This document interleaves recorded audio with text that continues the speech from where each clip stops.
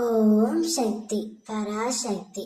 என் அன்பு தங்கமே, உன்னுடைய துணையின் இல்லத்தில் வாக்குவாதங்கள் முத்தி போய் விட்டது.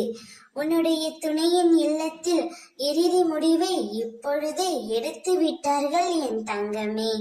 நீயும் உன்னுடைய துணையும் பிரிந்திருக்கும் இந்த நிலையில் உன்னுடைய துணையின் இல்லத்தில் உள்ளவர்கள் அனைவரும் உன்னை உன் துணையுடன் சேரக்கூடாது என்று சண்டையிட்டுக் கொண்டிருக்கிறார்கள்.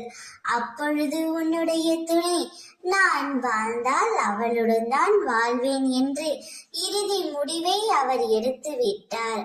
அவருடைய முடிவை உன்னுடைய துணையின் வீட்டில் ஏற்றுக்கொள்ளாமலும் புரிந்து கொள்ளாமலும் சண்டை போட்டு கொண்டிருக்கிறார்கள்.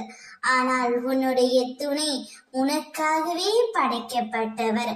அவர் உனக்காக கடவுளால் இணைத்து வைக்கப்பட்டவர்.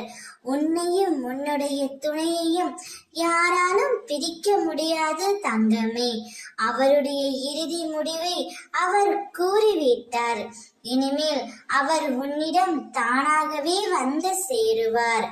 யார் யாரெல்லாம் என்னென்னவெல்லாம் சொன்னாலும் உன்னுடைய துணை அதையெல்லாம் கேட்கும் மனநிலைமையில் இல்லை.